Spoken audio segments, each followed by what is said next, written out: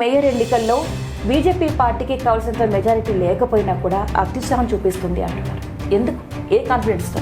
TRS MIM వేరు కాదు, ఆ రెండు ఒకటే అనేటువంటి విషయాన్ని చెప్పాను. బీజేపీ పార్టీ గుజరాతీ కార్పొరేటర్ల తొత్తు ఏమంటారు? గవర్నమెంట్ ఉన్నది పరిపాలన అందించడానికా లేకపోతే బిజినెస్ చేయడానికా? నిన్న జరిగిన సమావేశంలో కేసీఆర్ ముఖ్యమంత్రి పదవి ఎడమకాలి చెప్పుతో సమానం అని అన్నారు. కానీ 10 ఏళ్ల వరకు తను సీఎంగా ఉంటానన్నారు. ఏమంటారు? నొక్కనే మనదానా, నొక్కనే సిపాయివా ఈ దేశంలో, ఈ రాష్ట్రంలో? దమ్ముంటే ఎన్నికలు పెట్టాలి కేసీఆర్ గారు. మొన్నటి వరకు కేటీఆర్ని ముఖ్యమంత్రి చేస్తారు అనేటువంటి ప్రచారం బాగా జోరుగా ఉంది. సడన్గా ట్విస్ట్ వచ్చింది, ఎందుకంటారు? హరీష్ రావు, కేటీఆర్, కవిత, కేసీఆర్, సంతోష్ రావు దుబ్బాకలో అంటే రఘునందన్ వల్ల గెలిచారు. కార్పొరేట్ ఎలక్షన్లు అంటే అక్కడ అప్పుడు వరద సహాయం వల్ల కాస్త వ్యతిరేకత రావడం వల్ల గెలవడం జరిగింది. రేపు నాగార్జున సాగర్ పరిస్థితి? టీఆర్ఎస్ పార్టీ అనేది ఒక టైటానిక్ షిప్ లాంటిది, అందమైన టైటానిక్ షిప్. ఆ టైటానిక్ షిప్ మునిగింది, అట్లనే వీరు కూడా మునగబోతా ఉన్నారు. మోదీ ఏమైనా భయపెడుతున్నారా కేసీఆర్ని? తెలంగాణ ప్రజల యొక్క ఉద్యమ ఆకాంక్షలు నెరవేర్చడానికి ప్రతి భారతీయ జనతా పార్టీ నాయకుడు, కార్యకర్త ఒక సైనికుడై పోరాటం చేస్తాం. బీజేపీ అంటే హిందుత్వ పార్టీ, మైనారిటీలకి, ఎస్సీ వాళ్ళకి అంత ప్రాముఖ్యత ఉండదు. సర్జికల్ స్ట్రైక్ 100% మేము చేస్తామన్నాం. క్యాపిటల్ స్ట్రైక్ జరిగింది. రాబోయేటువంటి రోజుల్లో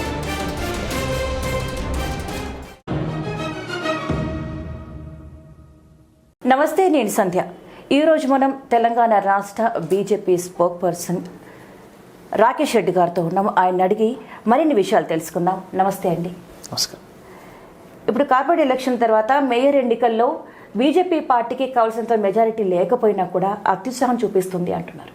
ఎందుకు? ఏ కాన్ఫిడెన్స్తోని? టీఆర్ఎస్ పార్టీ యొక్క కుట్రను ఎక్స్పోజ్ చేయడానికి భారతీయ జనతా పార్టీ మేయర్ రేస్లో ఉంది. వాస్తవానికి మాకు తగినంత సంఖ్యాబలం లేదు. అయినప్పుడు కూడా టీఆర్ఎస్ ఎంఐఎం కలిసి ఈరోజు హైదరాబాద్లో మేయర్ స్థానాన్ని దక్కించుకోవాలనే కుట్ర చేస్తున్నది అనేటువంటి విషయాన్ని ప్రజలకు తెలియడానికి ఈ ప్రయత్నం చేస్తున్నాం. అంటే ఖచ్చితంగా టీఆర్ఎస్ పార్టీ అభ్యర్థికి మేయర్ పదవిని ఇస్తారు. మరి ఏ నమ్మకంతో? ఇవ్వనివ్వండి. ఇప్పుడు ప్రజలు ఎవరికి స్పష్టమైనటువంటి మెజారిటీ ఇవ్వలేదు. మాకు ఇవ్వలేదు, టీఆర్ఎస్ పార్టీకి ఇవ్వలేదు, ఎంఐఎంకి ఇవ్వలేదు. కానీ మేము ముందు నుండి ఒకటే చెప్తున్నాం, టీఆర్ఎస్ ఎంఐఎం వేరు కాదు, ఆ రెండు ఒకటే అనేటువంటి విషయాన్ని చెప్పాము. ఈరోజు అదే ప్రూవ్ కాబోతూ ఉన్నది. On the floor of the house it is going to be proved. That is what we want. We want to expose TRS. That is the reason why we are in the race. ఇప్పుడు కొత్తగా వచ్చిన వ్యవసాయ చట్టాన్ని దేశవ్యాప్తంగా కూడా వ్యతిరేకిస్తున్నారు. కానీ BJP party మాత్రం సపోర్ట్ చేస్తుంది. ఎందుకు? దేశవ్యాప్తంగా ఎక్కడ వ్యతిరేకిస్తున్నారు? మనం చూస్తే తెలంగాణ రాష్ట్రంలో ఏ రైతన్నా రోడెక్కిండా? ఆంధ్రప్రదేశ్ రాష్ట్రంలో ఏ రైతైనా రోడెక్కిండా? టీఆర్ఎస్ పార్టీ వరంగల్ కలెక్టరేట్ ముందు రైతులతోని ధర్నా చేయిద్దామని టెంటులు వేస్తే చివరికి ఒక్క రైతు కూడా రాకపోవడం వల్ల పొద్దున టెంట్లు ఊడబిక్కొని పోయినటువంటి పరిస్థితి ఉన్నది. ఆ ఉన్న కాస్త పరువును కూడా టీఆర్ఎస్ పార్టీ తీసుకున్నది. ఇది వాస్తవం. ఇక ఢిల్లీలో ఉన్నటువంటి విషయం సంబంధించి ఇప్పుడు మనం గమనించాల్సింది ఏంటంటే, ఎంఎస్పి ఉండదు అని ఒక తప్పుడు ప్రచారాన్ని కాంగ్రెస్ పార్టీ, కొన్ని ప్రతిపక్ష పార్టీలు ప్రజల వద్దకు తీసుకెళ్లేటటువంటి ప్రయత్నం చేసినాయి. ప్రధానమంత్రి గారు మొన్న రాజ్యసభలో చాలా స్పష్టంగా ఎంఎస్పి తా, ఎంఎస్పి హే और ఎంఎస్పి రహేగా అన్న తర్వాత ఇంకా దాంట్లో సంశయం ఉండాల్సినటువంటి అవసరం ఏముందని నేను అడుగుతున్నాను. మరి ఇంత అల్లర్లు జరుగుతున్న మోదీ దీని మీద సైలెన్స్గా ఎందుకుంటున్నారు? రైతుల రూపంలో దేశ విద్రోహ శక్తులు ఎవరైతున్నారో వాళ్ళు ఎక్స్పోజ్ కావాలనే ఒక ఉపాయంతోనే మా ప్రభుత్వం సైలెంట్గా ఉన్నది. రెడ్ ఫోర్ట్ మీద జెండా ఎగరిస్తారా అండి? అలాంటి వాళ్ళు రైతులు ఎగరిస్తారా? కేవలం మన దేశం యొక్క ఎదుగుదలను చూసి ఓర్చుకోలేనటువంటి కొన్ని విదేశ శక్తులు ఇక్కడ కొంతమందిని పావుగా వాడుకొని దేశం మీద దాడి చేసేటువంటి ఒక ప్రయత్నం చేసినాయి. ట్రాక్టర్తోని పోలీసుల మీదకి దూసుకొచ్చుడు, రెడ్ ఫోర్ట్ మీద జెండాలు ఎగరేసుడు, డివైడర్లు దవ్వుడు, రోడ్లు నాశనం చేసుడు, బస్సులు తగలబెట్టుడు, బస్సులను జేసీబీలతో గుద్దుడు, ఇవి రైతులు చేస్తారా? కోట్ల రూపాయలు వెచ్చిస్తారు ధర్నాల పేరు మీద. ఎక్కడి నుంచి వస్తాయి రైతులకి? రైతులకు ఆదాయం లేదని మీరే అంటున్నారు కదా, రైతులు చాలా ఇబ్బందుల్లో ఉన్నారని మీరే అంటున్నారు కదా, మరి ఎక్కడి నుంచి వచ్చినాయి? దేశంలో 70 సంవత్సరాలుగా వ్యవసాయంలో సంస్కరణలు తీసుకురావాలని చెప్పేసి ప్రతి ప్రభుత్వం కోరింది. ప్రతి రాజకీయ నాయకుడు మాట్లాడాడు, ప్రతి పార్టీ వాళ్ళ విధానంలో రూపొంది దీనికి స్థానం కల్పించింది. మన్మోహన్ సింగ్ గారు మాట్లాడిన దాన్ని కదా ఈరోజు మోదీ గారు అమలు చేస్తూ ఉన్నది. కపిల్ సిబల్ గారు ఏదైతే మాట్లాడిండో దాన్నే కదా మేము అమలు చేస్తూ ఉన్నది. కేజ్రీవాల్ గారు ఏదైతే మేనిఫెస్టోలో పెట్టిండో దాన్నే కదా మేము అమలు చేస్తూ ఉన్నది. మరి మీకు ఎందుకు అంత కడుపుమంట అంటే, మార్కెట్ల ద్వారా వచ్చేటువంటి కమిషన్లు ఏవైతుంటాయో 6,000 కోట్ల రూపాయల కమిషన్లు ఏవైతున్నాయో ఆ కమిషన్లు ఎక్కడ పోతాయో అనే ఒక అభద్రతాభావంలో కాంగ్రెస్ పార్టీ ఈరోజు ఇంకా కొన్ని ప్రాంతీయ పార్టీలు రెచ్చగొట్టి రైతుల పేరు మీద ఈరోజు గొడవలు సృష్టిస్తూ ఉన్నారు. దేశ ప్రజల ముందు నిజమైన రైతు ఎవరు, దొంగ రైతులు ఎవరు అనేది ఎక్స్పోజ్ అయిపోయింది. ఇప్పుడు ప్రతిపక్షాలు అంటున్నమాట బీజేపీ పార్టీ గుజరాతీ కార్పొరేటర్ల తొత్తు అని, ఏమంటారు? వాళ్ళకు నా ప్రగాఢ సానుభూతిని వ్యక్తం చేస్తాను. భారతీయ జనతా పార్టీ కశ్మీర్ నుంచి వెళ్ళి కన్యాకుమారి వరకు, కటక్ నుండి కటక్ వరకు అన్ని ప్రాంతాల్లో గెలుస్తూ ఉన్నది. గుజరాతీ పార్టీ ఎట్లయితుందండి నాకు అర్థం కాదు. ఇది భారతీయుల పార్టీ, బడుగు జనుల పార్టీ, బీద జనుల పార్టీ, ఇది అందరి పార్టీ. ఈ వాస్తవాన్ని తెలుసుకోకపోవడం వల్లనే కాంగ్రెస్ పార్టీ పదే పదే అబాసు పాలవుతూ ఉన్నది. వాళ్ళ పార్టీల గురించి వాళ్ళు ఆలోచిస్తే చాలా బాగుంటుంది. వాళ్ళు వాళ్ళ పార్టీ కంటే ఎక్కువ బీజేపీ గురించి ఆలోచిస్తున్నారు. That is the whole problem. Andhra Pradesh Visakha steel plant ప్రైవేటీకరణ గురించి ఏమంటారు? ఇప్పుడు ప్రైవేటైజేషన్ అనేది ఈ దేశంలో కొత్త కాదు, లేదా మొట్టమొదటిసారి మా ప్రభుత్వమే తీసుకొచ్చింది కాదు. కాంగ్రెస్ పార్టీ ప్రారంభించింది, దాన్ని మేము కొనసాగిస్తున్నాం. దేశంలో సంస్కరణలు రావాలని చెప్పేసి పివి నరసింహారావు కోరారు, మన్మోహన్ సింగ్ గారు కోరారు, వాజ్పేయి గారు అమలు చేశారు, మోదీ గారు కూడా అమలు చేస్తూ ఉన్నారు. పబ్లిక్ సెక్టర్ యూనిట్స్లో ఎఫిషియన్సీని తీసుకురావడానికి, ఇన్వెస్ట్మెంట్స్ని పెంచడానికి వాటిని ఓపెన్ అప్ చేయడం జరిగింది. దాంట్లో ఇబ్బంది ఏంది నాకు అర్థం కాదు. ఏది ప్రైవేటైజ్ కాలేదు దేశంలో నాకు చెప్పండి. ఏది ప్రైవేటైజ్ కాలేదు? బిఎస్ఎన్ఎల్ ఒకటే ఉండే ఒకప్పుడు, దాని తర్వాత మొబైల్ సెక్టర్లో, టెలికాం సెక్టర్లో ప్రైవేటైజేషన్ జరిగింది. ప్రైవేటైజేషన్ జరగడం వల్ల ఈరోజు లాభం జరిగిందా, నష్టం జరిగిందా? ఒకప్పుడు ఒక కాల్కి 3 రూపాయలు 4 రూపాయలు రేట్ ఉండే, ఈరోజు మీకు 10 పైసలు 20 పైసలు పడుతూ ఉన్నది. దానివల్ల లాభం జరిగిందా, నష్టం జరిగిందా మీరు చెప్పండి. ఇప్పుడు రైల్వేస్లో కొంత ప్రైవేట్ సెక్టర్కి స్థానం కల్పించారు. ఈరోజు మీరు చూడండి, గత ఒక 5 ఏళ్ల క్రితం ఏ విధంగా ఉండే రైల్వే ప్లాట్ఫామ్స్ మీద నీట్నెస్ ఏ విధంగా ఉండే, ఇప్పుడు ఏ విధంగా ఉంది. కొన్ని ప్లేసెస్లో అవుట్సోర్సింగ్కి అవకాశం కల్పించారు, మంచి రిజల్ట్స్ వస్తూ ఉన్నాయి. దాంట్లో ఇబ్బంది ఏంది? బ్యాంక్స్ ఉన్నాయి, పబ్లిక్ సెక్టర్ బ్యాంక్స్ ఉన్నాయి, ప్రైవేట్ బ్యాంక్స్ కూడా ఉన్నాయి. ప్రైవేట్ బ్యాంక్స్లో ఈరోజు బెటర్ సర్వీస్ చేయడం వల్ల పబ్లిక్ బ్యాంక్స్లో కూడా సర్వీస్ని పెంచడం జరిగింది, కంప్లీట్ అవుతున్నాయి. సో రాజకీయాల కోసం కొంతమంది రాజకీయాలు చేస్తారు. ప్రైవేటీకరణ చేయడం సరైంది అంటారు? నేను సరైంది అంటే దేశ ప్రయోజనాల దృష్ట్యా తప్పకుండా ప్రైవేటైజేషన్ కొనసాగించాల్సినటువంటి పరిస్థితి ఉన్నది కదా. గవర్నమెంట్ ఉన్నది పరిపాలన అందించడానికా లేకపోతే బిజినెస్ చేయడానికా? ఇప్పుడు బిజినెసే అంటున్నారు కదా. ప్రభుత్వాలు ఉన్నది పరిపాలన చేయడానికి. మినిమం గవర్నమెంట్, మ్యాక్సిమం గవర్నెన్స్ అన్నారు. కాబట్టి పబ్లిక్ సెక్టార్ యూనిట్లను ఇంకా ప్రభుత్వమే నడిపించాలి, ఇంకా ఒక సోషలిస్ట్ ఏరా నడపాలనుకునేది అది కరెక్ట్ కాదు అనేది నా ఉద్దేశం.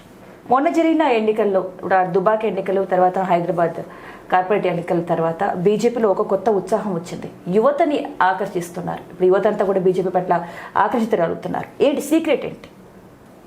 ఈరోజు నరేంద్ర మోడీ గారి పరిపాలన చూసి ఈరోజు యువకులందరూ కూడా ఇలాంటి పార్టీకి మనం వెన్నుముకగా నిలవాలి అని నిర్ణయించుకున్నారు. దేశంలో మేము అవినీతిని తగ్గించినాం, దేశంలో తీవ్రవాదాన్ని తగ్గించినాము, దేశంలో ఉగ్రవాదాన్ని తగ్గించినాము, దేశం యొక్క ప్రతిష్టను పెంచినాం మేము. వీటినన్నింటినీ గమనిస్తున్నటువంటి యువత ఈరోజు భారతీయ జనతా పార్టీ పక్షాన నిలవాలని భావిస్తుంది. 70 ఏళ్ళుగా పరిష్కారం కానటువంటి అనేక సమస్యలు, అది రామ మందిరం కావచ్చు, లేకపోతే ఆర్టికల్ 370 కావచ్చు, లేకపోతే బంగ్లాదేశ్ బార్డర్ ఇష్యూ కావచ్చు, అనేక అంశాల్లో ఈరోజు నిక్కచ్చిగా వ్యవహరిస్తాం. ఇది యువతను ఆకర్షిస్తూ ఉన్నది ఒకటి. రెండవది, తెలంగాణ రాష్ట్రంలో తెలంగాణ ఉద్యమకారుల యొక్క ఆకాంక్షలు నెరవేరుతాయి అనే ఉద్దేశంతోనే టీఆర్ఎస్ పార్టీకి యువకులు ఓట్లేశారు. తీరా చూసేసరికి టీఆర్ఎస్ ప్రభుత్వం ఈరోజు యువకుల యొక్క ఆకాంక్షలకు విరుద్ధంగా, ఉద్యమ ఆకాంక్షలకు విరుద్ధంగా ఈరోజు వ్యవహరిస్తూ ఉన్నది. అరే కనీసం యూనివర్సిటీలో వీసీలను పెట్టలేనటువంటి ఒక దయనీయ స్థితిలో ఉన్నది. ఇన్ఛార్జీలను పెడతారట.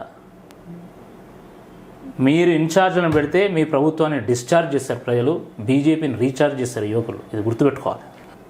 నిరుద్యోగులు ఇంటికో ఉద్యోగం అన్నాడు, తర్వాత లేదు నేను అనలేదని 1,00,000 ఉద్యోగాలు ఇస్తా అని చెప్పి అసెంబ్లీలో ప్రకటించాడు. మరి ఎక్కడ పోయినాయి ఆ ఉద్యోగాలు? ఎక్కడ ఉపాధి అవకాశాలు కల్పించారు? తెల్లారులేస్తే నేను సీఎమ్మా నువ్వు సీఎమ్మా అని తండ్రి కొడుకులు, లేదు నేను సీఎమ్మా నువ్వు సీఎమ్మా అని చెప్పేసి సడ్డకొని కొడుకు ఈయన కొడుకు, లేకపోతే నువ్వు సీఎమ్మా నేను సీఎమ్మా అని చెప్పేసి చెల్లె అన్న వీళ్ళందరూ కలిసి కొట్టుకోవడం తప్ప అసలు పరిపాలన మీద ఏమైనా దృష్టి పెడుతున్నారా? ఈ విషయాన్ని గమనిస్తున్నారు యువకులందరూ కూడా గమనిస్తున్నారు. కాబట్టి ఈ దిక్కుమాలిన ప్రభుత్వం ఈ బంగాళాఖాతంలో కలపాలనే ఉద్దేశంతోనే యువకులందరూ కూడా భారతీయ జనతా పార్టీ పక్షాన్ని నిలిచిండ్రు. బండి సంజయ్ గారు ఒక యువ నాయకుడు, ఒక స్ఫూర్తి కలిగించేటువంటి ఒక నాయకుడు, యువకులకు అందుబాటులో యువకుల ఫ్రీక్వెన్సీకి మ్యాచ్ అయ్యేటువంటి నాయకుడు. కాబట్టి యువకులు న్యాచురల్గా భారతీయ జనతా పార్టీ పక్షాన్ని నిలిచిండ్రు. యువకులు బీజేపీ పక్షాన్ని నిలిచారు. కాబట్టి మేము కరీంనగర్లో గెలిచినాము, నిజామాబాద్లో గెలిచినాము, మేము సికింద్రాబాద్లో గెలిచినాము, మేము ఆదిలాబాద్లో గెలిచినాము, నా జిహెచ్ఎంసీ దుబ్బాక వీటన్నిటిలో కూడా మేము గెలవగలుగుతున్నాం. తప్పకుండా ఈ యూత్ పవర్తోనే రేపు 2023లో ఈ ప్రభుత్వాన్ని చరమగీతం పాడబోతాం. మొన్న జరిగిన దుబ్బాక ఎన్నికలు అలాగే కార్పొరేట్ ఎన్నికల తర్వాత బండి సంజయ్ దూకుడు పెంచారు, భాష మారింది. అది పార్టీకి ఏమైనా మైనస్ అవుతుంది అనుకుంటారా? అస్సలు మైనస్. అది ఎందుకు మైనస్ అవుతుందండి? కేసీఆర్ అలాంటి భాషను ఉపయోగిస్తే మీరు బ్రేకింగ్ న్యూస్ వేస్తున్నారు. మేము గ్రాంధికం మాట్లాడితే మీరు పట్టించుకోరు మమ్మల్ని. కాబట్టి కేసీఆర్ భాషలోనే మేము సమాధానం చెప్పదలుచుకున్నాం. మా రాష్ట్ర అధ్యక్షుడు సమాధానం చెప్పదలుచుకున్నాడు. ప్రజలు కూడా రిసీవ్ చేసుకుంటున్నారు, మీడియా కూడా రిసీవ్ చేసుకుంటున్నారు. దాన్ని బ్రేకింగ్ చేస్తున్నారు కదా, తప్పకుండా అదే భాషలో మేము సమాధానం చెప్తాం. మొన్న జరిగిన ఎన్నికలప్పుడు చూస్తే కేవలం హిందుత్వం అనే నినాదం మీదనే వెళ్ళడం జరిగింది. అది ఎంతవరకు సక్సెస్ అవుతుందంట? తప్పేంది నాకు అర్థం కాదు. హిందుత్వం మాట్లాడితే తప్పేంది అని అంటున్నా. హిందుత్వం ఏమైనా దేశ వ్యతిరేకమా?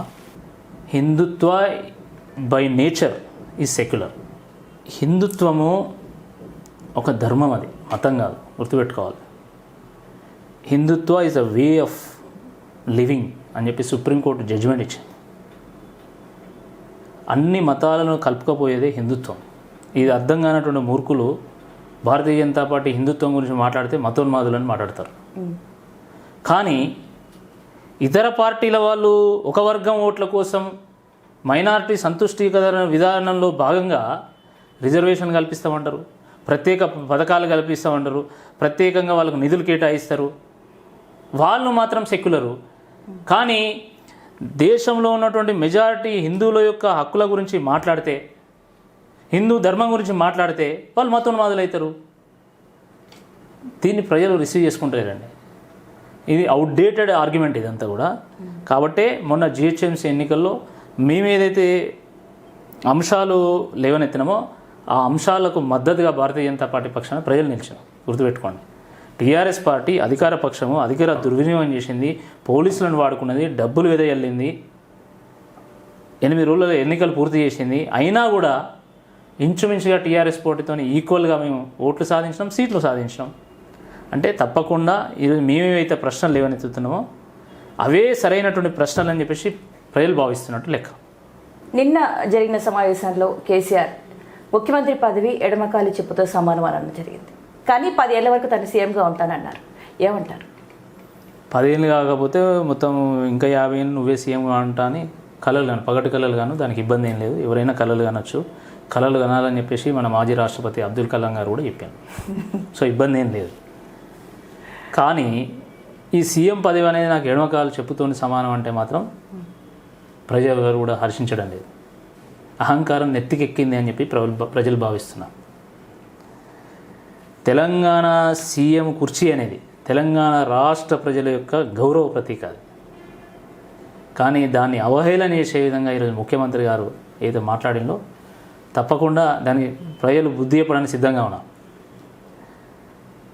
అంటే నాకు ఎడమకాలు చెప్పుతోని సమానం అంటే మరి అంత ఇంట్రెస్ట్ అయినప్పుడు గబ్బిలంలో పట్టుకొని ఎందుకు ఊగులాడుతానో 7 ఏళ్ళ నుంచి తప్పుకోవచ్చు కదా. నువ్వు ఒక్కనే మనగాను, నువ్వు ఒక్కనే సిపాయివా ఈ దేశంలో, ఈ రాష్ట్రంలో? ఎవరికి అర్హత లేదా? నీకు అంతగా ఇంట్రెస్ట్ లేకపోతే తక్షణమే తప్పుకోవాలి, ఎన్నికలు పెట్టాలి. దమ్ముంటే ఎన్నికలు పెట్టాలి కేసీఆర్ గారు. ప్రజలు తెలుస్తారు అది ఎడమకాలు చెప్పుతోని సమానమా దేనితో సమానమా. అసలు ఆ కుర్చీయే లేకుండా చేస్తారు. నువ్వు కుర్చీని ఎడమకాలు చెప్పన్నావు కదా, ఆ కుర్చీయే లేకుండా చేస్తారు నీకు. అప్పుడు తెలుస్తుంది వాస్తవం ఏందనేది. ఎడమకాలు చెప్పుతోని సమానం అంటే అందుకే నా చెప్పును నువ్వు కుర్చీ మీద పెట్టి 7 ఏళ్ళు పోయి ఫామ్ హౌస్లో ఉన్నది. అరే అట్లా కాదండి. ఒక టీచర్ స్కూల్కి రావాలి, ఒక డాక్టర్ హాస్పిటల్ పోవాలి, ఒక జర్నలిస్ట్ స్టూడియో పోవాలి, ముఖ్యమంత్రి సెక్రటరీ పోవాలన్నా లేదా? ఎందుకు పోరు? అంటే ఏమన్నా రాజరిక వ్యవస్థనా? పరిపాలన ఎక్కడ ఆగట్లేదు అని అంటున్నారు కదా కేటీఆర్. పాలన ఎక్కన్నది అసలు? పాలన ఎక్కన్నది ఈ రాష్ట్రంలో? ఏ సమస్యను అడ్రస్ చేసిండు ముఖ్యమంత్రి?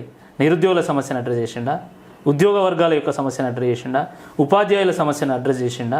ఆర్టీసీ సమస్యను అడ్రస్ చేసిండా? యూనివర్సిటీల సమస్యను అడ్రస్ చేసిండా? దేన్ని అడ్రస్ చేసిండు ముఖ్యమంత్రి? రైతుల యొక్క సమస్యను అడ్రస్ చేసిండా? 90 రోజుల పాటు రాష్ట్రంలో రిజిస్ట్రేషన్ లేవు. 30,000 కోట్ల రూపాయల ట్రాన్సాక్షన్స్ ఆగినాయి. 3,000 కోట్ల రూపాయల ప్రభుత్వ ఆదాయం ఈరోజు గండిపడ్డది. దీనికి ఎవరు కారణం? పరిపాలన ఉన్నదా ఈ రాష్ట్రంలో? దుర్మార్గం ఇది. మొన్నటి వరకు కేటీఆర్ని ముఖ్యమంత్రి చేస్తారు అనేటువంటి ప్రచారం బాగా జోరుగా ఉంటాయి. సడన్గా ట్విస్ట్ వచ్చింది, ఎందుకంటారు? ఇదంతా డ్రామా.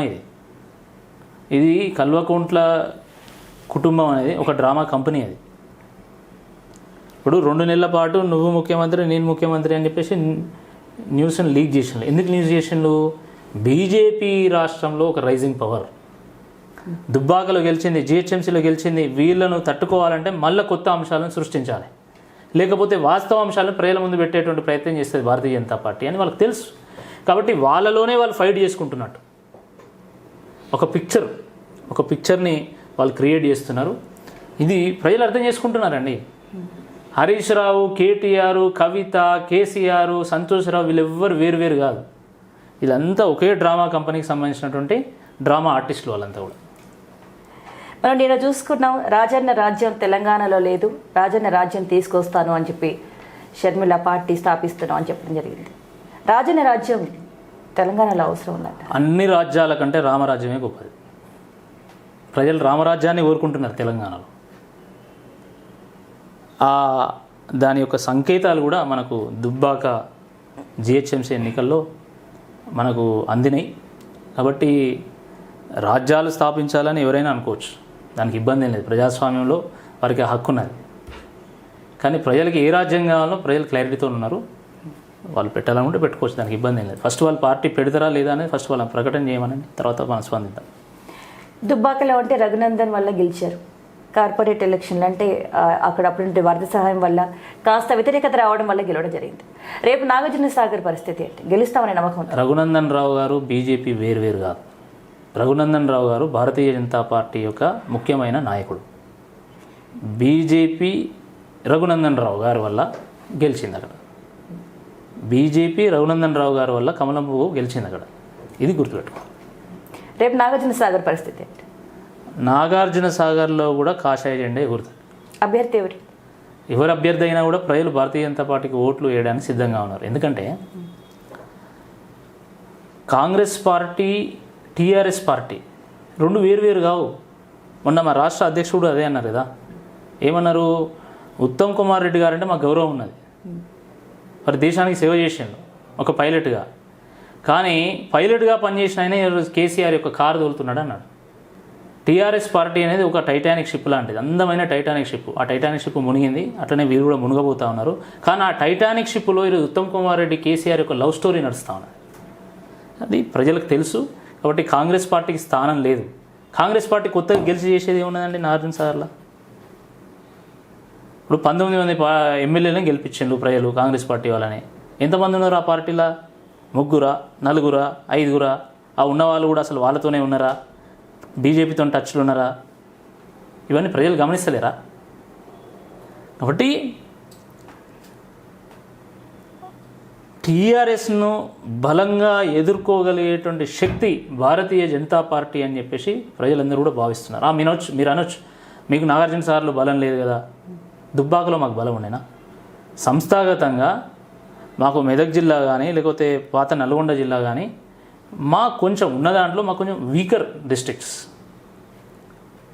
అయినా కూడా మేము దుబ్బాకలో గెలిచినాం కదా. మరి రఘునందన్ రావు గారు ముఖ్యమైన నాయకుడే. రఘునందన్ రావు గారు గతంలో కూడా మరి పోటీ చేసింది కదా. రఘునందన్ రావు గారు కొత్త నాయకుడు ఏం కాదు కదా, వారు ముఖ్యమైన నాయకుడు. భారతీయ జనతా పార్టీ యొక్క వారు ఫేస్, మరి అధికార ప్రతినిధిగా భారతీయ జనతా పార్టీ వాయిస్గా గుర్తింపు ఉందండి.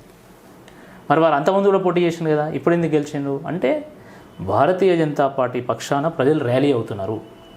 అది ఏ ప్రాంతమైనా కావచ్చు, దుబ్బాక కావచ్చు, సాగర్ కావచ్చు, ఓరుగల్ కావచ్చు, సిద్దిపేట కావచ్చు, నకరేకల్ కావచ్చు, ఏ ప్రాంతమైనా ఈరోజు BJP is the right alternative to face TRS, to tackle TRS, to destroy TRS అనేది ప్రజల్లో ఒక బలమైనటువంటి ఒక విశ్వాసం ఉన్నది. కాబట్టి నాగార్జున సాగర్ విషయంలో Congress party TRS party dupe fighting చేసుకోవడానికి ఆల్రెడీ మ్యాచ్ ఫిక్స్ అయిపోయింది. ఇవాళ ఆలియాలో కేసీఆర్ గారు మాట్లాడారు,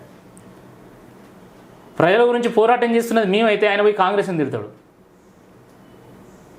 పీఆర్సీ గురించి మేము కొట్లాడినామా, కాంగ్రెస్ పార్టీ కొట్లాడిందా? నిరుద్యోగుల యొక్క నోటిఫికేషన్ల గురించి మేము కొట్లాడినామా, కాంగ్రెస్ పార్టీ కొట్లాడిందా? డబుల్ బెడ్రూమ్ల గురించి మేము కొట్లాడినామా, కాంగ్రెస్ పార్టీ కొట్లాడిందా? గుర్రంపోడిలో గిరిజనులకు అన్యాయం జరుగుతుంటే మేము కొట్లాడినామా, కాంగ్రెస్ పార్టీ కొట్లాడిందా? కానీ హాలియాకు ఆయన కాంగ్రెస్ని తిడతాడు. ఎందుకు? కాంగ్రెస్ టీఆర్ఎస్ మిలీజులి అయినాయి కాబట్టి. నువ్వు తిట్టినట్టు చేయి, నేను కొట్టినట్టు చేస్తా అని చెప్పేసి వాళ్ళు ఆల్రెడీ ఒప్పందంలో భాగంగా జానారెడ్డి కేసీఆర్ గారు ఇద్దరు కలిసి మాట్లాడుకున్నారు. ఉత్తమ్ కుమార్ రెడ్డి కేసీఆర్ గారు ఇద్దరు కలిసి మాట్లాడుకున్నారు. దాంట్లో భాగంగానే హాలియాలో సభ పెట్టి ఈరోజు తిట్టిండు కదా, రేపు మళ్ళీ రేవంత్ రెడ్డి వీళ్ళందరూ కలిసి కొట్టినట్టు చేస్తారు అన్నట్టు.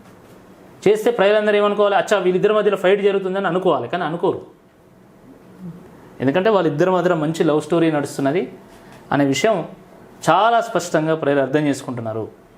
ఏం అనుమానం లేదు. ఉత్తమ్ కుమార్ రెడ్డి గారు అనేక పర్యాయాలు ఎమ్మెల్యేగా ఉంటారు హుజూర్నగర్లో, ఇప్పుడు ఎంపీగా ఉంటారు. అక్కడ టీఆర్ఎస్ ప్రభుత్వం ఉంటుంది, అక్కడ టీఆర్ఎస్ ఎమ్మెల్యే ఉంటాడు. గిరిజనులకు అన్యాయం జరుగుతుంటే ఎవరు ఒక్కరు మాట్లాడరు.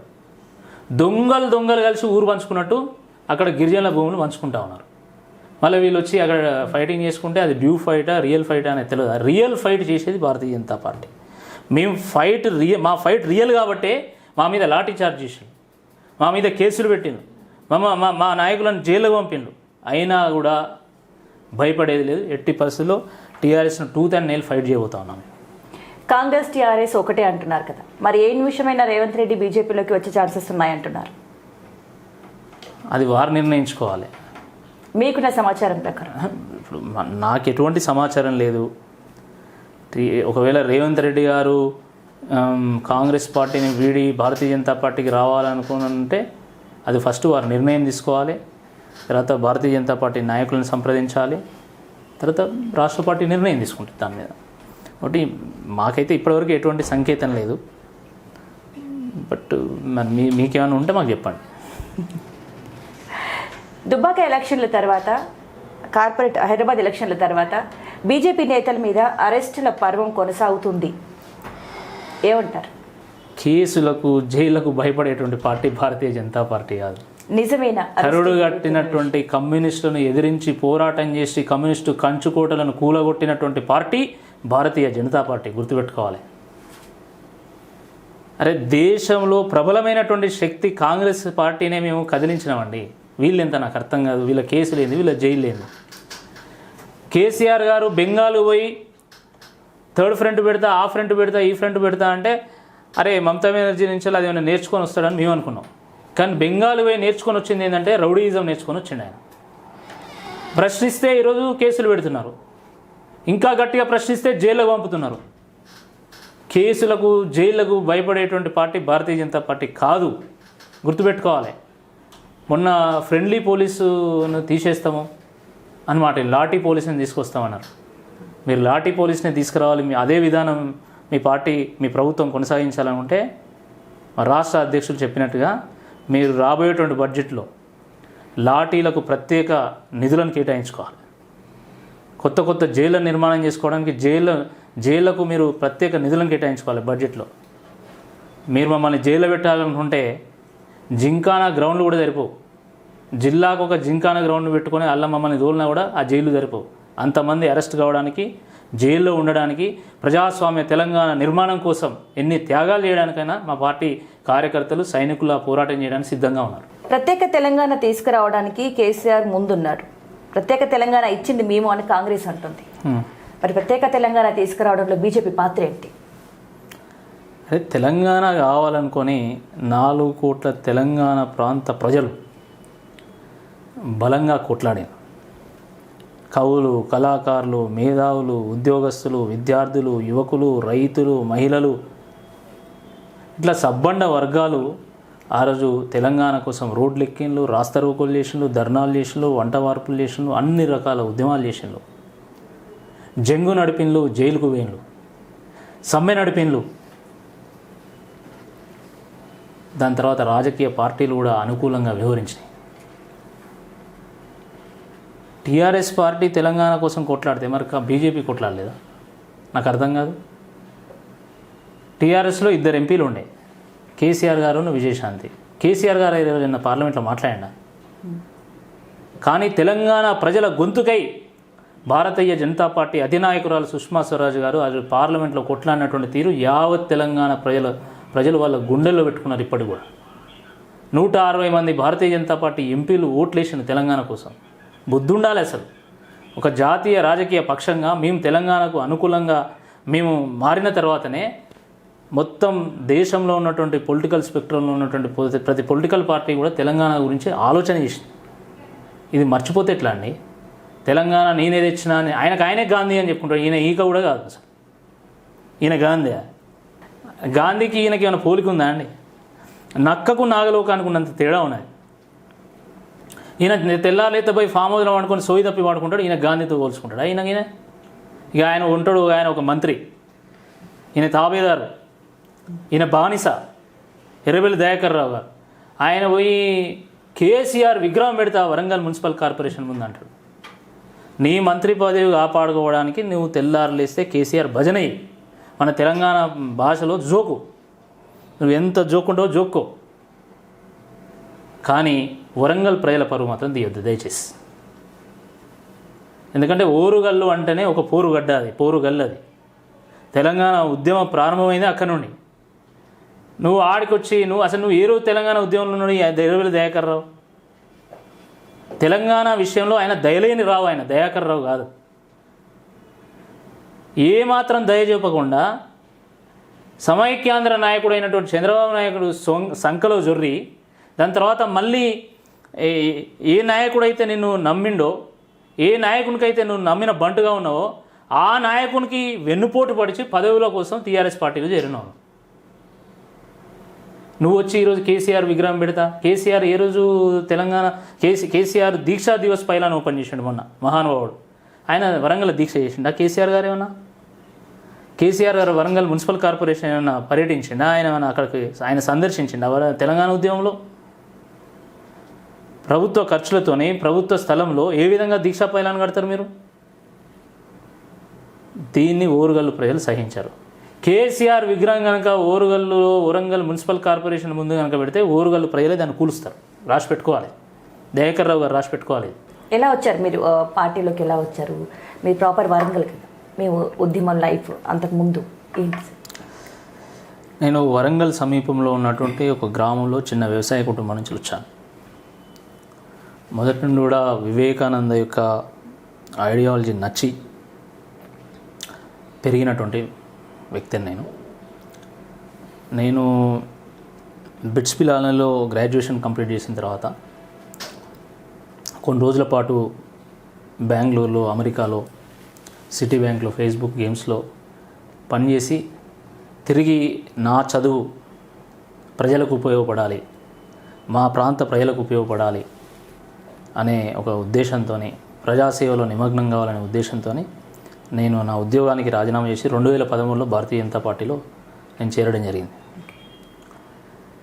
ఒక యువమోర్చా కార్యకర్తగా ప్రారంభమై భారతీయ జనతా పార్టీలో వివిధ స్థాయిల్లో పనిచేస్తూ పార్టీ కోసం, ప్రజల కోసం పూర్తి సమయాన్ని వెచ్చిస్తూ ఇక్కడ దాకా వచ్చాను. ఓరుగల్లు నగరం కాకతీయుల యొక్క రాజధాని. 400 సంవత్సరాల పాటు కాకతీయుల యొక్క రాజధానిగా విరాజిల్లినటువంటి నగరానికి ఒక మంచి నాయకత్వం అవసరం. గత 20 సంవత్సరాల్లో వరంగల్కు కొత్తగా వచ్చింది ఏమీ లేదు.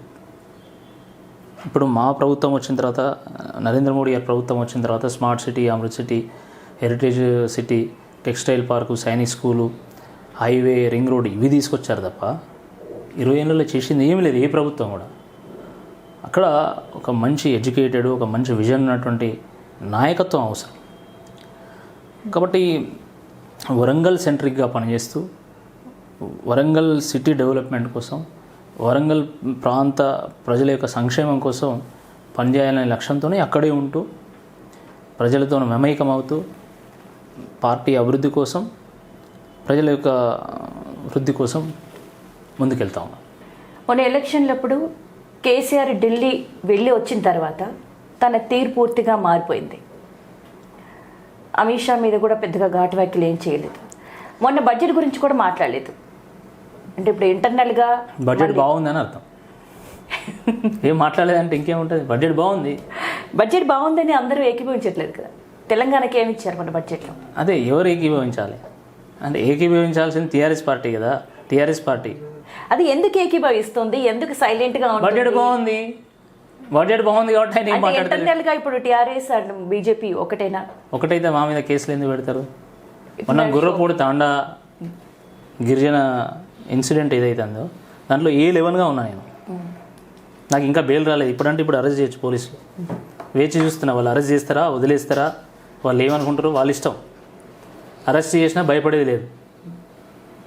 అరెస్ట్ చేసినా చేయకపోయినా ప్రజల కోసం కొట్లాడతాం మేము. అదే మాకు మా నాయకుడు నేర్పించిండు. కాబట్టి నిజంగా భారతీయ జనతా పార్టీకి, టీఆర్ఎస్ పార్టీకి ఆయన ఒప్పందం ఉంటే మా మీద ఎందుకు కేసులు పెడుతున్నారు? మమ్మల్ని ఎందుకు జైళ్ళ పాలు చేస్తూ ఉన్నారు? మా గొంతును నొక్కేటువంటి ప్రయత్నం ఎందుకు చేస్తున్నారు? ఇది కేవలం అభూత కల్పన మాత్రమే. ముఖ్యమంత్రి గారు ఢిల్లీకి పోయిండు, వాస్తవం. ఢిల్లీకి పోయి వచ్చిన తర్వాత ఫామ్ హౌస్లో వచ్చి ఇప్పటివరకు బయటికి రాలేదు, అది కూడా వాస్తవమే. ఎందుకు ఆ రకంగా వివరిస్తున్నాడు అనే దానికి కేసీఆర్ గారు వివరణ ఇవ్వాలి. మీరు కేసీఆర్ గారు అన్నారు, ఆడ ఏం జరిగింది మాకు తెలియదు. ఈయనేం బతిమాలుకున్నాడు, వాళ్ళు ఏం కాదు అని కుదరదు అని చెప్పిన మాకు తెలియదు. అది ఏంటి? మాకెట్లా తెలుస్తుంది? కేసీఆర్ గారు చెప్పాలి. మోదీ ఏమైనా భయపెడుతున్నారా కేసీఆర్ని? చట్టం తన పని చేసుకుంటూ పోతుంది. ఏ విషయంలో? మోడీ గారు నిక్కచ్చిగా ఉంటారు. కరప్షన్ విషయంలో 0 టాలరెన్స్ అని వ్యవహరిస్తారు. అది ఎవరు ఎన్ని అర్చికి పెట్టినా కూడా చేసేది ఏమి ఉండదు దాంట్లో. అంటే ఏదైనా ఇంటర్నల్గా బెదిరింపులు కానీ లేదా మేము ఎందుకు బెదిరిస్తామండి? చట్టము తన పని తాను చేసుకుంటూ పోతుంది. మేము ఇంటర్ఫియర్ కాము. నరేంద్ర మోడీ గారు మీరు చూసిండ్రు, అది ఎవరైనా బీజేపీ వాళ్ళైనా బయటి వాళ్ళైనా ఎవరైనా కూడా అందరికీ ఒకటే న్యాయం ఉంటుంది. నరేంద్ర మోడీ గారు ఆ రకంగా వ్యవహరిస్తారని చెప్పేసి ప్రజలు కూడా బలంగా విశ్వసిస్తున్నారు. మన ఎలక్షన్లప్పుడు కూడా అమిత్ షా వరకు అందరూ వచ్చారు కదా, వాళ్ళకి తెలంగాణ గురించి ఎంతవరకు అవగాహన ఉంది? ఏం చెప్దామని వచ్చారు ప్రజలకి? అవగాహన ఉంది కాబట్టి ప్రజలు వాళ్ళని రిసీవ్ చేసుకున్నారు కాబట్టి మాకు ఓట్లు వచ్చినాయి, సీట్లు వచ్చినాయి. భవిష్యత్ కార్యాచరణ ఏంటి? పార్టీ పరంగా 100% తెలంగాణ ప్రజల యొక్క హక్కులను కాపాడడానికి, తెలంగాణ ప్రజల యొక్క ఉద్యమ ఆకాంక్షలు నెరవేర్చడానికి భారతీయ జనతా పార్టీని అధికారంలోకి తీసుకురావడమే లక్ష్యంగా ప్రతి భారతీయ జనతా పార్టీ నాయకుడు, కార్యకర్త, ఒక సైనికుడై పోరాటం చేస్తాం. తప్పకుండా మేము అధికారంలోకి రావాలి. అధికారం కోసం అధికారంలోకి రాము, ప్రజల కోసం, తెలంగాణ ప్రాంతం యొక్క అభివృద్ధి కోసం, తప్పకుండా మేము అధికారంలో రావడానికి ప్రయత్నం చేస్తాము. ఎవరైతే ఈరోజు ప్రజాస్వామ్యాన్ని కూనీ చేస్తున్నారో, ఎవరైతే అమాయక ప్రజల మీద, గిరిజనుల మీద, దళితుల మీద అరాచకాలు సృష్టిస్తున్నారో వాళ్ళకి తగిన విధంగా బుద్ధి చెప్తాం 100%. ఇంకోటి కూడా చెప్తున్నా నేను, అధికారులు అంటే మాకు గౌరవం అనేది. ఈరోజు అంతో కొంత అడ్మినిస్ట్రేషన్ నడుస్తున్నదంటే అది ఐఏఎస్లు ఐపీఎస్లు వీళ్ళ వల్ల నడుస్తున్నది. ఎందుకంటే వీళ్ళు సోయి తప్పి వీళ్ళు పడుకుంటారు. వాళ్ళన్నా కనీసం రాష్ట్రం ముందుకు పోయే విధంగా కనీసం వీళ్ళు పెట్టే సంక్షేమ పథకాలైనా ప్రజలకు అందించే విధంగా వాళ్ళు వివరిస్తూ ఉన్నారు. కానీ కొంతమంది అధికారులు మాత్రము ఈరోజు టీఆర్ఎస్ పార్టీకి తొత్తులాగా వ్యవహరిస్తూ ఉన్నారు. రేపు రాబోయేది భారతీయ జనతా పార్టీ ప్రభుత్వం అనేటువంటి విషయాన్ని వాళ్ళు గుర్తుపెట్టుకోవాలి. 4 జేర్ల నీళ్లు తాపిస్తాం మీ అధికారులకు వచ్చిన తర్వాత. అట్లాంటి ఒక్కొక్కరిని ఐడెంటిఫై చేసి 4 జేర్ల నీళ్ళు తాపిస్తాం. మేము ఇన్సిడెంట్స్ దగ్గర లేకపోయినా కూడా కావాలని కొంతమందిని ఐడెంటిఫై చేసి టార్గెట్ చేసి వాళ్ళ మీద కేసులు పెట్టిస్తున్నారు కదా. మేము బ్లాక్మెయిల్ చేయడం లేదు, కానీ కర్మ సిద్ధాంతం అనేది అప్లై అవుతుందండి. దానికి ఎవరేం చేయలేము. అది చివరిగా బీజేపీ అంటే హిందుత్వ పార్టీ, మైనారిటీలకి, ఎస్సీ వాళ్ళకి అంత ప్రాముఖ్యత ఉండదు అనే దానికి పూర్తి సమాధానం ఎవరైనా ఏమిస్తారు? ఒక మైనారిటీని రాష్ట్రపతిగా చేసినటువంటి పార్టీ భారతీయ జనతా పార్టీ. ఒక దళితుని రాష్ట్రపతిగా చేసినటువంటి పార్టీ భారతీయ జనతా పార్టీ. దళితులను జాతీయ అధ్యక్షులుగా పెట్టుకున్నటువంటి పార్టీ భారతీయ జనతా పార్టీ. అయినా కూడా మేము మైనారిటీలకు వ్యతిరేకం ఎట్లయితాం? దళితులకు వ్యతిరేకం ఎట్లయితాం? ఎస్టీలకు వ్యతిరేకం ఎట్లయితాం? నాకు చెప్పండి. సర్జికల్ స్ట్రైక్ చేస్తామని ఎందుకు చెప్పడం జరిగింది? మరి 100% చేస్తాం. ఎందుకు చేయకూడదు? రాష్ట్ర అధ్యక్షుడు అదే ప్రశ్న సంధించండి కదా. ఇండియా పాకిస్తాన్ మ్యాచ్ జరిగితే పాకిస్తాన్ గెలిస్తే పచ్చ జెండాలు ఎగరేసుకుంటూ సంబరాలు చేసుకుంటూ మీద సర్జికల్ స్ట్రైక్ చేయాలన్నా వద్దా అని అడిగాను. భారత్ గెలిస్తే నల్ల జెండాలు ఎగరేసి నిరసన తెలిపేటువంటి వాళ్ళ మీద సర్జికల్ స్ట్రైక్ చేయాలన్నా వద్దా అని అడిగాను. ఒక పార్టీ యొక్క అండతోని పన్నులు కట్టకుండా గల్లాలు ఎగరేసి తిరుగుతున్నటువంటి కొంతమంది మీద సర్జికల్ స్ట్రైక్ చేయాలన్నా వద్దా అని చెప్పేసి మా రాష్ట్ర అధ్యక్షుడు అడిగాడు. ప్రజలు అనుకూలమైనటువంటి తీర్పు ఇచ్చిండు. ఎందుకు చేయకూడదని అడుగుతున్నా నేను. పాత బస్తీ ఏమైనా పాకిస్తాన్లో ఉన్నదా? వాళ్ళకి రాసిచ్చిందా? అది భారతదేశంలో లేదా? కేసీఆర్ గారు ఏమైనా కొత్తగా రాసిచ్చిందా? చెప్పాలి. పాత బస్తీ మాదే, కొత్త బస్తీ మాదే. యావత్ తెలంగాణ భారతదేశంలో ఉన్న మూల అణు కూడా మాదే. ఇది గుర్తుపెట్టుకోవాలి. ఇవ్వని అయ్యే జాగిరి కాదు ఇది. కాబట్టి సర్జికల్ స్ట్రైక్ 100% మేము చేస్తామన్నాం. మాకు అవకాశం ఇవ్వలే ప్రజలు. కానీ సాఫ్రన్ స్ట్రైక్ జరిగింది. రాబోయేటువంటి రోజుల్లో టీఆర్ఎస్ పార్టీ మీద సర్జికల్ స్ట్రైక్ చేస్తాం. It will happen. మీరు ఇవాళ ముఖ్యమంత్రి గారి స్పీచ్ చూడండి. ఎక్కడన్నా నా అధికారం పోతుందో, ఎక్కడ నా ప్రభుత్వం కుప్పకూలుతుందో, ఎక్కడ నా పార్టీ మట్టి కొట్టుకపోతుంది అనే ఒక ఆవేదనతో పదే నన్ను ఆరాధించండి, మా పార్టీని ఆదరించండి అని చెప్పేసి వేడుకున్నాడు ఆయన. అది ధన్యవాద సభ కాదండి. అది ఎవరికి ధన్యవాదాలు చెప్తున్నాడు ఆయన? ఎవరికి ధన్యవాదాలు చెప్తున్నారు మీరు? లేకపోతే ప్రజలు మీకు ఎందుకు ధన్యవాదం చెప్పాలి? అసలు అది అర్థం కానటువంటి సభ. అసలు ఎందుకు పెట్టుకున్నాడు ఆ సభ? ఏం మాట్లాడుతున్నాడు? పాత చింతకాయ పచ్చడిలాగా జిహెచ్ఎంసీ ఎన్నికల్లో ఏం స్పీచ్ ఇచ్చిండో అక్కడ కూడా అదే స్పీచ్ ఇచ్చిండు. జిహెచ్ఎంసీ ఎన్నికల్లో ఏ ఫలితం వచ్చిందో తప్పకుండా అక్కడ అదే ఫలితం వస్తుంది. ఆ నమ్మకం మీకుంది? 100%. నాగార్జున సాగర్లో మీరు రాసి పెట్టుకోండి. నేను గతంలో కూడా చెప్పినప్పుడు ఎవరు నమ్మలేదు. ఇప్పుడు మళ్ళీ చెప్తున్నా. లోక్సభ ఎన్నికల సందర్భంలో మేము 5 సీట్లు సాధిస్తామని చెప్పాను. చాలామంది మీడియా మిత్రులు హేళన చేశారు. మీకు కూడా సీట్లు వస్తాయా? పార్లమెంట్లో 4 సీట్లు వచ్చినాయి. మొన్న జిహెచ్ఎంసీ ఎన్నికల్లో కూడా నేను 50 స్థానాలు వస్తాయన్నాను. చాలామంది సరే మీ పార్టీ బలం పెరిగింది, అది వాస్తవం, కానీ 20-30 కాడ అవుతారన్నారు. 48 స్థానాలు సంపాదించారు. ఇప్పుడు కూడా నేను చెప్తాను, నాగార్జున సాగర్లో భారతీయ జనతా పార్టీ చరిత్ర సృష్టించబోతా ఉన్నది.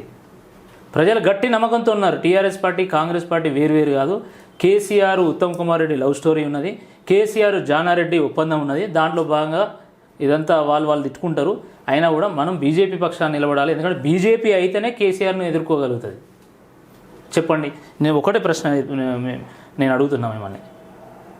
అసలు కేసీఆర్ను ఢీ కొట్టేటువంటి నాయకుడు కాంగ్రెస్ పార్టీలో కానీ అసలు ఇంకా వేరే పార్టీలో ఉన్నాడా? బీజేపీలో తప్ప కేసీఆర్ను ఢీ కొట్టేటువంటి శక్తి కలిగినటువంటి నాయకుని పేరు చెప్పండి మీరు. ఇప్పుడు ఆ బీజేపీని ఎదుర్కోవడం కోసమే షర్మిలను కూడా తీసుకొస్తున్నారు అని అంటున్నారు కదా. కేసీఆర్ ఎన్ని కుట్రలు చేసినా కుతంత్రాలు చేసినా ఖైరతాబాద్ చివరస్తాలో బట్టలు చింపుకున్నా కూడా కాషాయ జెండా ఎగిరి తీరుతుంది ఇక్కడ. తప్పదు అది, ఎన్ని కుట్రలు చేసినా తప్పదు అది. ఎందుకంటే ప్రజలు విసిగిపోయినారు కేసీఆర్ యొక్క పాలన చూస్తే. ఆర్టీసీ కార్మికులు అంతమంది చనిపోతే ఒక్కడు రెస్పాండ్ కాదు, ఇంటర్ విద్యార్థులు చనిపోతే ఒక్కరు రెస్పాండ్ కాదు, ఖమ్మంలో రైతులకు బీడీలేసి గుంజుకపోతూ ఉంటే జైలు గుంజుకపోతుంటే ఒక్కరు రెస్పాండ్ కాదు, శ్రీరాముని కించపరుస్తూ మాట్లాడితే కేసీఆర్ రెస్పాండ్ కాడు, కేటీఆర్ రెస్పాండ్ కాడు. ఏందండి అన్యాయం? అంటే ప్రజలు అమాయకులు అనుకుంటున్నారా? తెలంగాణ ప్రజలు రాజకీయ చైతన్యం కలిగినటువంటి ప్రజలు. మొదటిసారి ఉద్యమకారుడు తెలంగాణ ఉద్యమంలో టీఆర్ఎస్ పార్టీ కీలక పాత్ర పోషించిందని చెప్పేసి ఓట్లేశారు. రెండవసారి తెలంగాణ ఆత్మగౌరవం పేరు మీద చంద్రబాబును బూచిగా చెప్పి ఓటు రాల్చుకున్నాడు. కానీ ఇప్పుడు ఫుల్ క్లారిటీతో ఉన్నారు ప్రజలు కూడా. మేము కూడా ప్రజల ఎక్స్పెక్టేషన్స్కి రీచ్ అయినాం, మేము నాయకత్వం వహించలేం. భారతీయ జనతా పార్టీ కూడా తన బలాన్ని పెంచుకొని ఈరోజు ప్రజల యొక్క ఎక్స్పెక్టేషన్స్కి రీచ్ అయింది కాబట్టి 100% తప్పకుండా కారు యొక్క గీరలు ఊడగొట్టడు ఖాయం, కారును షెడ్డు పంపించడం కూడా ఖాయం. సో ఆల్ ద బెస్ట్ అండి, మీరు అనుకున్నది రీచ్ అవ్వాలని మనస్ఫూర్తిగా కోరుకుంటున్నాను. థ్యాంక్ యూ అండి, మీ అమూల్యమైన టైం మాకు కేటాయించి మాతో ఇన్ని విషయాలు షేర్ చేసుకున్నందుకు ధన్యవాదాలు. నమస్తే. సో ఇది ఈరోజు మనం రాకేష్ రెడ్డి గారితో అడిగి తెలుసుకున్న విషయాలు. మరొక నేతతో మళ్ళీ కలుద్దాం.